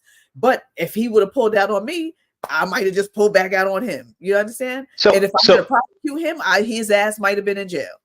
So right. So Brother Melancon said that he was trying to call in, and we're going to take calls Thursday and Friday. So y'all got plenty of time to get your stuff together. I won't be able to take it until I'm back in the studio. But he said, I'm just trying to speak on how the hell we blacks take off on Trump when he's a racist, lying thief, and now convicted of 30. He said 32 is 34 felonies, Tim. Here's how. A lot of us are undercover Sambos. A lot of us are undercover Stevens. And a lot of us are undercover whatever Master say. Because Master, good white man, and I understand. I'd rather have good white man Master telling me what to do than you evil black folks who think y'all educated from these colleges and these HBCUs. Y'all think y'all better than me. Y'all ain't better than me. Master know exactly what I need. I love Candyland. I love Candyland. I love Candyland. That's the problem with some of y'all. That's how y'all sound. That's how y'all look. Because the point about it is, like I said, when you're not in the room and the non-melanated folks are drinking their bourbon and they're around their wife and kids, they talking about how you a good ninja. Y'all are funny. Y'all are funny to me because guess what? If the real war broke out, let's see how many of those non-melanated folks, when you knock on the door talking about, man, I've been here helping you build all this wealth. I know you're going to help me and my kids. How many of them going to let you in their house? Yep. How many going to let you in their house? There's a feature on the iPhone that you can put your phone down on a table and walk away, and it can record all the conversation that's going on. So maybe leave your phone on the table when you're amongst those non-melanated people or other people. Walk away from your phone and come back, and then you could hear exactly what the hell they was talking about. Because trust and believe, they're going to talk about you, and you're still a ninja. Let me just say that. I like that. So mark this time down, Joe. 10:23 Eastern, 9:23 Central Time. Yes, sir. Because when Eddie Bonnet calls in, I ain't got nothing to say. And I'm going to tell you why. I'm going to tell you why. He says, I don't care who's on the Democratic ticket. I don't support it. So it's no use to even debating you on policy. So when you come up here and talk Trump or whatever, you don't care because you don't like the Democratic Party. That's cool. I'm not wasting my time now because I thought that you want to have dialogue. You go out there and you preach the word of God, but you talk about, I'm not going to support the Democratic ticket, and whoever's on it, you don't support it. That's your preference. But don't go out there and be a hypocrite and preaching God's word. And then if the Democrats are, or if the Democrat or a candidate are speaking truth, but because you don't support it, you won't back it. I don't deal with hypocrites. So when you call in and you write your little crap, you're not going to get a rise out of me no more, because now I see where you're at. I thought that we can have dialogue and prove. But if you just trying to just prove a point, but don't give a damn about the other side, so hell would you too. That's all I got to say. That's right. That's right. So I see some comments in here, and I want to make this clear. You know, and I got to give Jax her kudos. I put a post out there about, you know, listen, if you ain't good with me, why you all on my social media following me? You can leave me. Another person put on there, well, followers equal money. Well, you know, I play dominoes, and in dominoes, they say all money ain't good money. So, you know, and Jack said that in essence on the post itself. You can't be concerned. See, some of y'all, so here's the thing. I can do the right thing and inquire wealth. I can do the right thing and I personally, me, I can make money and do the right thing. I don't have to bow down to Mr. Master. Y'all know me. Those who know me in Lafayette know that's the reason why I lost my job as Chief of Minority Affairs, making almost 6 figures, because I'm not going to bow down to Master. You know, at the end of the day, I work for who I work for, but and even when I got appointed to that job, my first words, and you can go back and play the record because it's on public record. I said, I'm not here to serve the party. I am here for the people I was appointed to help uplift and get to a level playing field like everyone else. I said, I am here for the minority community, the women, the blacks, the whites, the Hispanic, those who have been disenfranchised. He just took himself out there. Let me just say this, Jax, because somebody said this, what I said, and then Eddie said, "Oh, I gotta be Democratic." I never said that. You dropped out, Joe. So let me just finish the statement. It's not about Democratic to preach. It's about doing the right thing. And I've said on this show before that I voted Republican before. I not only voted for Mike Bloomberg when he ran as a Republican in New York City, we not only worked with him, we worked with his administration. We worked with his police chief. We worked with his chancellor. My talk show guys in Tume took him to Milwaukee because they loved what the Milwaukee school system was doing at that particular time. And we took the chancellor there and came back and implemented some of the things that Milwaukee was doing with their school system there. So see, the difference is with you, as you said, I don't care who's on the Democratic ticket, you won't support it. And when we talk on this show, what Joe says about this show is that we try to deal with right. So we've never said that we couldn't work with a Republican that makes sense. I think Kissinger, that the what is it? He was a congressman or senator. I think he was a congressman. Congressman Kissinger that sat on the the January 6th commission. I agree with a lot of things that he talked about. And he was a Republican. See, the problem is, even though we're Democratic, we don't have a problem with working with and saying if somebody's saying something right, then we can go with them. That's the issue. But when you make that blanket statement like that, I don't have no words for you, because I'm wasting my time. And I'm glad that somebody just said, please don't waste your time. I agree. I'm not wasting my time with you because you're hiding behind a damn veil. You reach out to me, you this, that, and other, and you talk this to me, but then you talk it to your other friends that way, and we call that a kafaroon. So I don't have time for that, because times are serious. Our kids are dying in these streets. They're taking our rights away. The things that we fought for, our ancestors fought for, they're rolling that shit back, and I don't have time for your BS with this crap now. Yeah. So and let me say the following. Watch what they say. I'm going to go to you, Jax. You know, like I said, it's never the wrong time to do the right thing. It's never the wrong time to do the right thing. And I understand the Republican Party has put in some policies and did some right things. I'll be the first one to raise my hand and say that. And I have myself voted for individuals who are Republican, because I felt that they were the more qualified candidate for what I saw was the best for the greater good of all the people. I would never say I would not vote for a Republican, an independent, or a Democrat, because I pushed the party to the side and I asked, what are you saying and what policies have you put forth to help the people? If you are helping the people, I could care less what party you belong to. Sister Jax, the floor is yours. No, I just love what you always say, Joe. You're so right. When you always say, watch what they say, watch what they do, not just what they say, right? Because they're going to sell us, I remember that some old people say they selling us wolf tickets, right? Mm-hmm. So they're going to tell us anything they want to tell us, but what they're doing behind closed doors to really pass these laws and, affect us in a different way. And like you said, roll back all the stuff that's already been done. It's going to get scary. And, even with my daughter, she's interested in going to a HBCU next year. I kind of wonder how she would potentially be impacted, because they're trying to take away money. They're trying to take away and pass laws to make it a crime for any organizations to really stand up for Black folks and, people of color and minorities and stuff. They're trying to do so much to take away the funding and Pell Grants and, all this other stuff. So it's just, I wonder, would a HBCU still be in the best interest at this time in life for my daughter, being that they're trying to shut so much of it down? Which school is she looking at? Let me say something right quick. Before you say that, Brother Fatin. I'll tell you off air, Fatin. Yeah, because Spelman got a very good endowment there, and Spelman right now is doing very well as a HBCU, especially for the girls. Absolutely. So let me say this about HBCUs. Let me say this. I am not an undergraduate of an HBCU.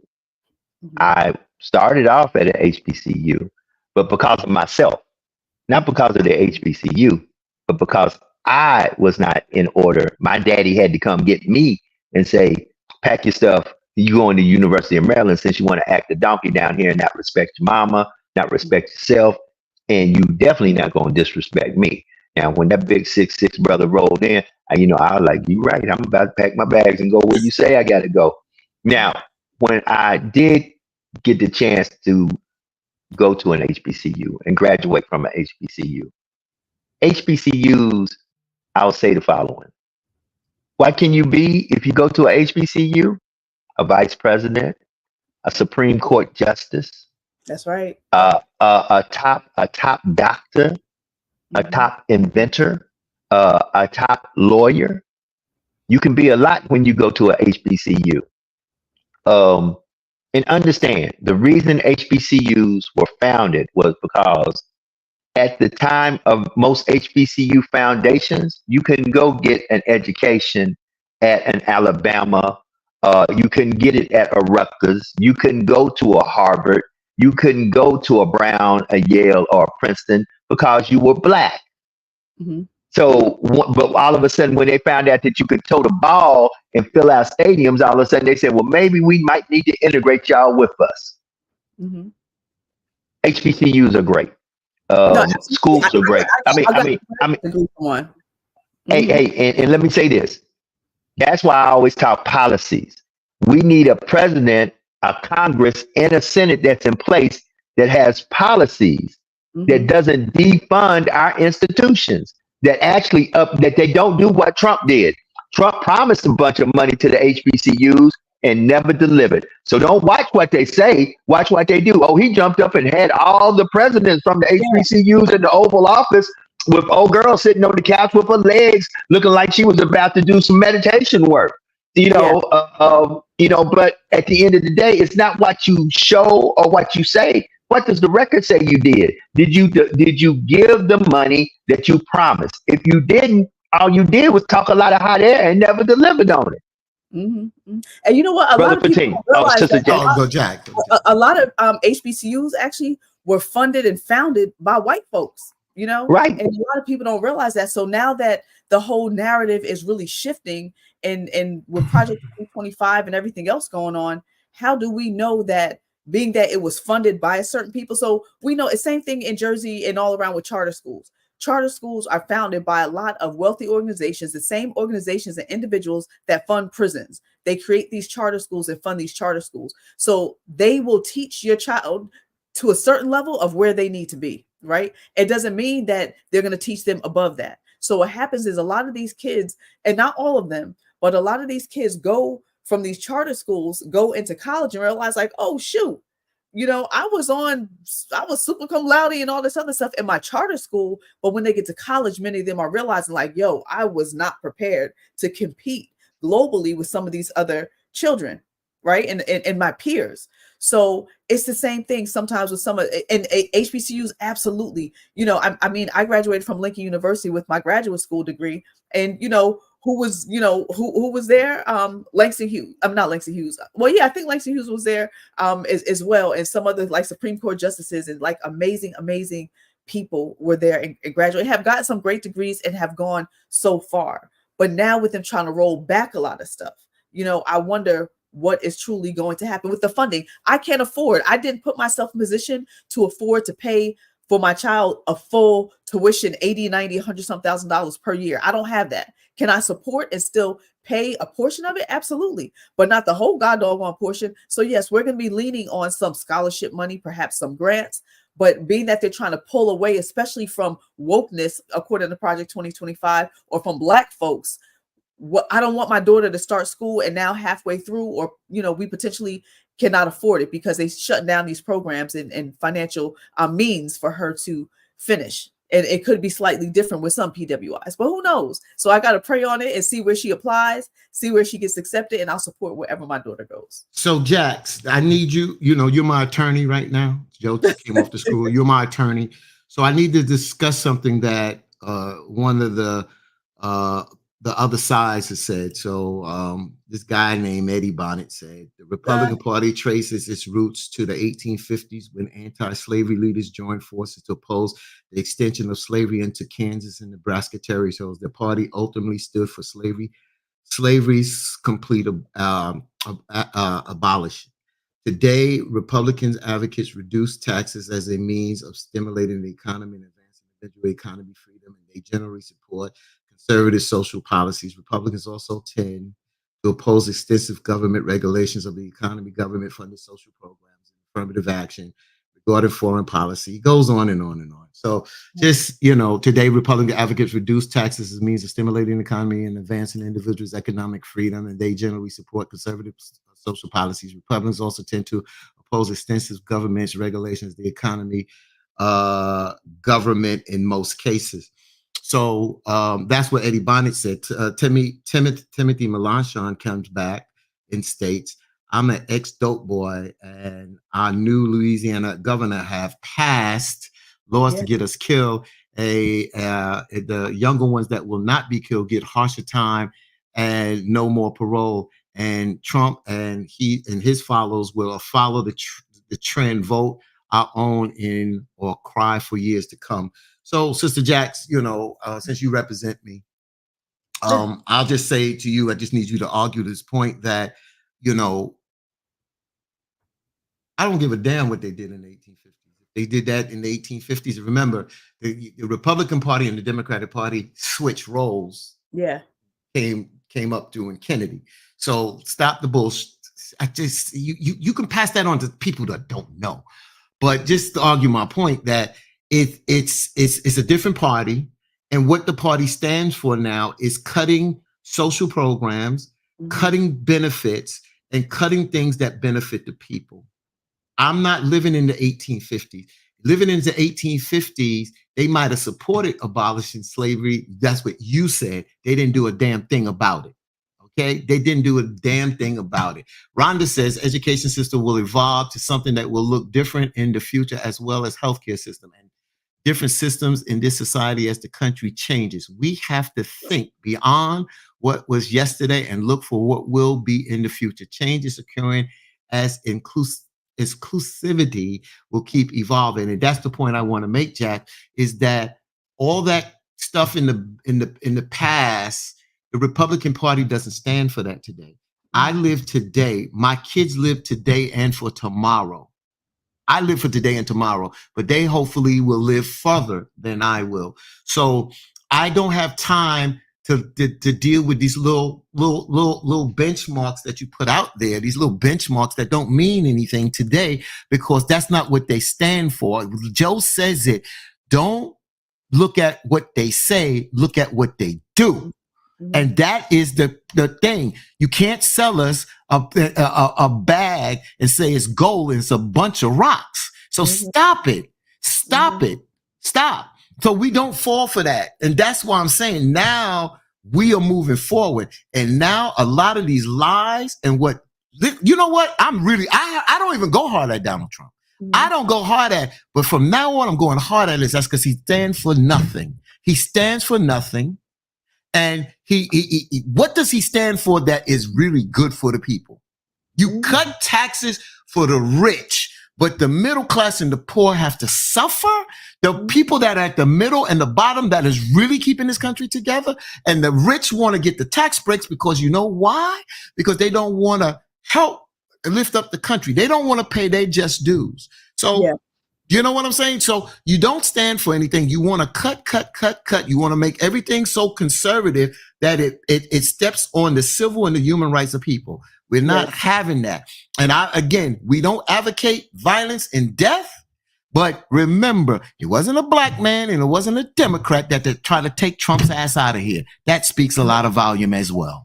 You're right. And you got to go ahead, Jax. Go ahead. I was going to say great words, Fatin. And through this whole journey, we need to make sure that we also loop our kids in to raise them up, to have them really understand what politics is about and what's truly going on and what these parties stand for, where they personally stand, and how it all maps out. I remember as a little girl, I think I was in the 4th or 5th grade. And I ended up at that point, I was in an affluent school. I grew up in the school of my neighborhood until 3rd grade. And then I was shifted over to a private school, right? So I remember at the point where we're learning about the government, and we were all talking about it and, trying to gain a deeper understanding of what was going on. So in my home, there was not very many talks about politics and the government and stuff. So I remember one rich, racist white kid, he went to describe to us, and at the time when I was in the school, it was out of kindergarten to 8th grade, there were 2 black kids. I was the black girl in the 4th grade, and there was 1 black kid in the 8th grade. And by the next year, it was maybe only 3 of us there, right? And so he went on to describe it to me and some of our, peers. They were talking, and he said Democrats versus Republicans when he was trying to explain what the difference is. He said, well, if you're a Republican, don't you want to keep all your money to yourself? Like, you don't want to have to share what you have and give it to, other people just because they don't have it. That's their problem. You need to make sure that you have your money and you hold on to it. So that's what we stand for as Republicans. And we're little kids, like maybe 11 years old, having this conversation. So they raise up their children to gain a deeper understanding and understand what their party stands for and what they need to do. So we need to, during this journey, like, people don't realize that this is history in the making. One day our children and their children will be reading textbooks and show that, wow, on one Saturday or whatever, there was an assassination attempt. And then by the next Saturday or Sunday, there was the president dropped out of the race. You know what I'm saying? So this is historical moments, but these conversations need to be had, not just about Drake and Kendrick and what's going on with their battle and all the other battles, Sexy Red and all this other stuff. We need to have real, substantial, substantive conversations with our children about what is going on in our community and society as a whole and how it can impact us. Because too often as a people, we don't have these conversations. So we need to tune in and stay focused and lock into what is going on and have these conversations with our kids. So here's what I like to say about this. And listen, I say this often and I say it for a reason. And where I'm at right now, these last few days, I've learned a lot about myself. I'm not as smart as I thought I was. And that got proven to me yesterday. But I will say this: stop trying to put points out there to make yourself look like you're right. Right? You don't have to put, if it's right, it's right. Right? Listen, justice don't need justification. What's right doesn't need to be justified. It's right. It's right. Listen, if I look outside and it's cloudy or raining or it's sunshiny, whatever it is what it is, regardless of how I try to promote it that it ain't. For the benefit of saying, look at me, I know what you don't know. At the end of the day, it's right is right. And understand, a lot of times I tell people, you need to vet the source of your information. Brother Barnett, no offense to you, and I look forward to when we have phone lines hearing you say this. But, for you to say, no matter who's on the ticket, so you telling me if Jesus Christ showed up himself and said, I am the Christ, and I'm going to be on the Democratic ticket, you ain't going to roll with the Dems? See, watch what you say, because when you say, I don't care who, somebody going to prove to you wrong. I would never say that. Me and Brother Fatim had a very heated discussion during one of our podcasts when I said, yeah, I'm willing to sit down and listen to what anybody got to say, including folks that I ain't really good with, and because everybody deserves your level. It has nothing to do with them. It has to do with who I am. See, who you are is who you are. I can't change who you are, but who I am is who I am. That's why I love Sister Jax. Sister Jax is always going to tell you what thus saith the Lord. But thus saith the Lord. Jax is going to hit you with that. Jax is going to say, now, this is what it says in my Bible. You may not interpret what I said the way I said it, but I'm going to tell you where I'm standing on it from my perspective, from what I read. This is where I'm at. Now, that's the beautiful thing about Jax. Jax said, this is where I see it. This is where I read it. This is how I move on it. You may read because two people can read the same scripture and get a whole different meaning out that scripture. I'm the type person, I don't even say who's right or wrong. I'm just telling folks, you got to have an accountability to your God when you stand before them one day. And guess what? He's going to tell you. He's going to tell you if you were right or if you were wrong. And so, Eddie, this attack, and I really want to ask you, Eddie, you really come across sometimes like you hate black people. And how can you be black and you hate your own folks? That's the thing that gets me, because once again, I may not be a big Kamala Harris fan either, but I applaud that she is getting ready to break the glass ceiling and be the first woman of color to be nominated by a major political party to run as president of the United States of America. Just like when Jesse Jackson did it. And I think, was it somebody before Jesse that did that, Brother Fatim? Because I don't want to make sure that my... What do you mean? What is your question? Was there somebody before Jesse Jackson that was a black man that tried to run? I'll give you his name in a minute. Yeah, so go ahead, Brother Fatim. You seem like you want to say something. I'm just saying, I don't hate my people. I don't hate my people. I'm not mad at my people. If my people are Republican, watch this. I'm not mad at blacks that are Republican. I actually feel sorry for them. And that's what I say to myself. Y'all really looking like Steven, and y'all looking like Sambo, and y'all looking like folk who Candyland, that y'all just want to proclaim that. Look at I love Candyland. And the whole time, all y'all are to them is just simple Motisa ninjas. Motisa. That's right. Y'all Motisa ninjas. Motisa. Yeah. That's how y'all looking. So, that's my opinion. I might be wrong. And if I am, God forgive me. But that's my opinion. But it's a difference. I can have my opinion. They're just, we can't have different facts. Go ahead, Brother Fatim. So it's interesting. I know you're not going this far back. I didn't know Frederick,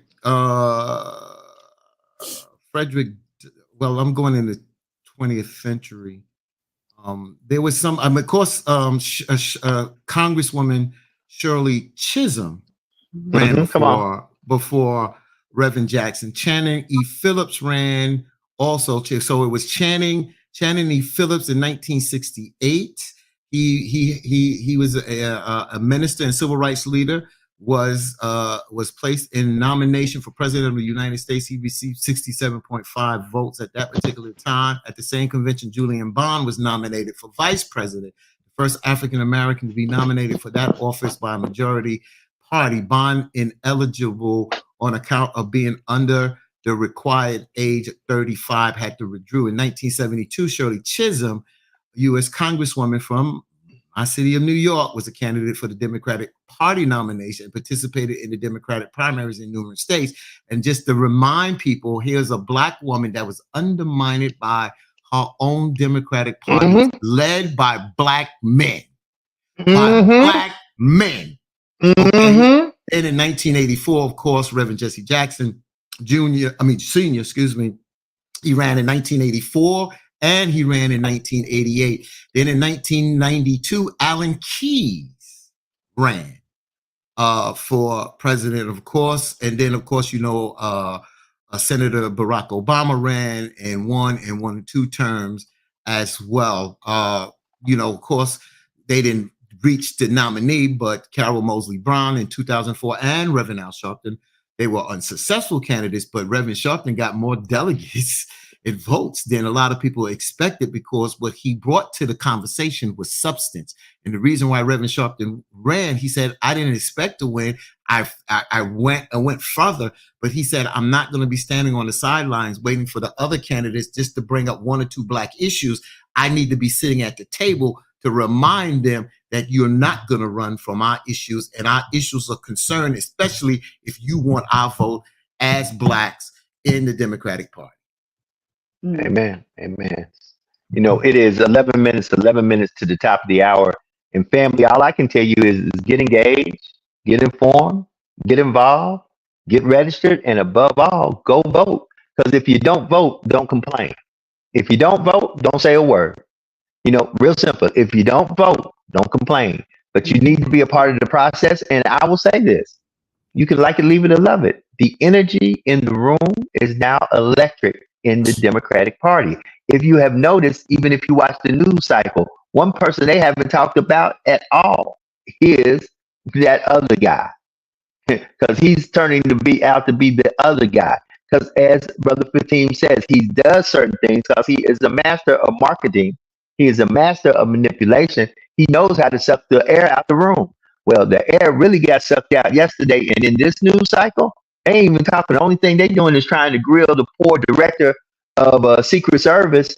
And I will say, as a law enforcement professional, it did look a little shabby how some folks were grabbing their weapon and could barely get it back rehosted. And these supposed to be the best of the best protecting our president. I'm just saying. So right now, they drilling her. So go ahead, Brother Fatim. Yeah. So let me say this, and I'm treading on thin water, but I'm gonna say it because it's on my mind. Me and Eddie Bonnet had a conversation maybe 2 months ago, and his wife joined the conversation. And one of the things I can say, and y'all follow me, because just make sure, because I am not about being disrespectful. And when you and if somebody talked out of character about somebody in my family, I would get upset. I remember speaking with Eddie Bonnet that night. It was a good conversation. So he asked questions. He was feeling good that night. Him and his wife were relaxed and whatever. But then I got a chance to meet his wife. You know, it was like a FaceTime. And one thing I will say, I don't know what his wife's party affiliation, if she has a party affiliation or whatever. But one thing I can say, that in that brief conversation, it was a good conversation with both of them. But one thing that when I look at his wife, and again, she could be a Republican, she may be independent, I don't know. But one thing I will say, and I will stand at least with that initial meeting, that she was a sister that was about respect, about family, and about doing the right thing, and was inquisitive about things, asked questions. That's all I say. So just to see the principles that she stood on, at least that night, that's what I say I respect. So when you come out and say, I don't care who's on the ticket, and when you see somebody that may represent just like your wife represent, and talk about some good things that will help the masses of people, I just don't see how you can go against it, because your ideologies may be slightly different or totally different than a party. But if they're talking about right things, I just don't see that. And that's where I stand on, because if I took that approach, then I'm prejudiced against certain people and I won't give them a chance and an opportunity.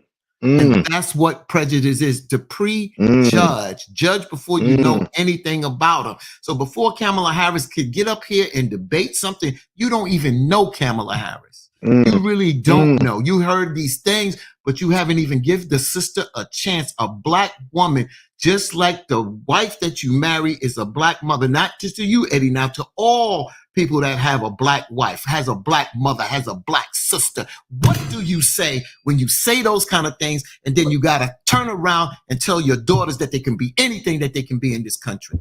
You become hypocritical. See, right. Brother Fatim, and on that is where we take it to 7 minutes till, because Brother Eddie is in the same club that most of us men are. I used to be a card holder, and I was the president for a couple of terms. It's called the Put Your Foot in Your Mouth Club. Yeah, because we always want to. I was face, man. Bro, I was a card holding president. I did about 2 terms as president of the club. because we want to be right. No, sir. Sometimes what you say make you look more stupid than it does make you look right. Come on, get it together. With that being said, 6 minutes to the top of the hour. Sister Jax, let's close this thing out. Give me some closing words, please. Yes, close it out. Great show today, guys. Great information. We look forward to seeing what's next. So listen, y'all, have a great day. It's a Monday. You know what? Some people dread Mondays, but guess what? I know a brother Brian Coleman, didn't wake up on today. So we have to appreciate and respect each and every minute, each and every day, and be thankful that the Most High woke you up and kept you fairly in your right mind, because y'all know we all a little. But thank God that he kept us clothed in our right minds and that we're able to live and breathe and move yet another day. So if nobody told you that they love you today, know that Jax loves you. And I want to close you out with the scripture, something that we talk about, Matthew 20:16, and it reads, "So the last shall be first, and the first shall be last. For many are called, but few are chosen." I know I want to be chosen, so I'm going to do whatever I can do to do God's will and try to do it to the best of my ability and do it well and do the daggone thing. So I pray that you too choose to do the daggone thing, and pray that one day the Most High chooses you, as well as we all strive to do great things in this world, and most importantly, to please him. So have a great day. I love you. In Lord's will, I will see you tomorrow. Be blessed, y'all. Hey, Joe, keep us here for a minute. So, Jax, I got a question for you. We closing this out because I know Joe got to go. You see how clean he is over there, right? You see That's right. Yeah, you see how I got that smile. Yep. Jax, why haven't I got my 6:30 calls in the morning? Oh Lord, exercise. But you just said if you want to taste it, I'm gonna taste it. If I want to eat it. So we got to put a little bit more E in your life, exercising, right? Exactly. So you know what? I said to myself, I'm going to really start today. My bike is right there. I'm going to start biking and doing what I got to do, because I'm actually heading towards, you guys know I was at the doctor on Friday, but I'm actually heading towards a hip replacement. So I got to get it scheduled. So I want to get in even better physical shape now, because the doctor sees that the degenerative issue in my hip has grown increasingly worse since like a few years ago when he looked at my x-ray. So I got to do what I got to do. And I definitely want to get physically in even better shape. So I'm going to be calling you, maybe not at 6:30 in the morning, but I'll be calling you, be like, Fatine, I'm getting on my bike, or I'm going outside for a walk, or I'm going to the gym. So we got to do it, Fatine, because we all. Is your bike a stationary bike or a bike that we ride outside? I have both. Okay, because I have a bike that I ride outside. So let me just say this with everybody on here. First of all, thank you all. Thank you, Jax, for your words. Joe, again, my brother, congratulations again to what you're doing out there. And I again, my words, I'm not being fancy today. Like Sister Jax said, we love you. And I know we talk tough talk on this show. But I want to have conversation that is meaningful conversation. That don't mean that I will not talk to Brother Eddie Bonnet, because we go at each other and then he'll call in and make some good points, then we back talking. What I'm just trying to say is that if we want to have a healthy discussion, let's have a healthy discussion and let's stand on facts. Let's don't stand on hearsay and BS, because we are messing up the world for our children. And then they get the mess. You understand what I'm saying? We got to do better jobs as adults and as leaders and parents, because if we don't, we mess up the world and we leave the world a mess for our children. It's not just about us no more. It's about them, and it's about the future. And with that being said, that's my words today. Be safe out there. And like you, Jax, I don't know if you heard me say that, be careful out there, because like I said, I thought this was a cold, but it was COVID. And I'm just blessed that I had COVID twice that I know of. I'm fully vaxxed. I'm vaxxed up. And a lot of people don't do it. That's cool. But I'm vaxxed up. Got all the boosters and stuff like that. So twice that I had it, it was very mild. And it just was like a cold. And I'm like 95% better. Wow. At the end of the day. So thank God. A cold lasts longer than the last 2 times I've had COVID. So yeah. Wow. Wow. Be careful. Okay. Yeah, family. So let me say this. Brother Fatine was absolutely correct. COVID is on the rise. So, I know a lot of people who have within the last 30 days came down with COVID. It wasn't as severe, but nevertheless, it is on the rise. And that means you need to make sure your immune system is good. because you don't know what's the next big virus. Sister Jax talks about that all the time. Um, I'm in Orlando, Florida. I'm here. We'll be back in studio Thursday, Friday. I'm here in Orlando. I'm here with some great people who are opening my eyes to see further than I have ever seen. So that's why I always say, and I'll close out as I normally do, be better today than you were yesterday. And do something today to be a blessing to someone, somewhere, somehow, some way, that there's no earthly way that they can pay you back. And always remember that there is no secret, absolutely none. What God can do, what He has done for others, He willing to can do for you. For when God is with you, nothing or no one can stand against you. We'll be back tomorrow for Tell the Truth Tuesday. Of course, we're going to give you from our perspective what's going on in the news cycle. So tell a friend to tell a friend. Keep it locked right here. We're broadcasting live today on Facebook and on YouTube. You can click like and share. Follow us.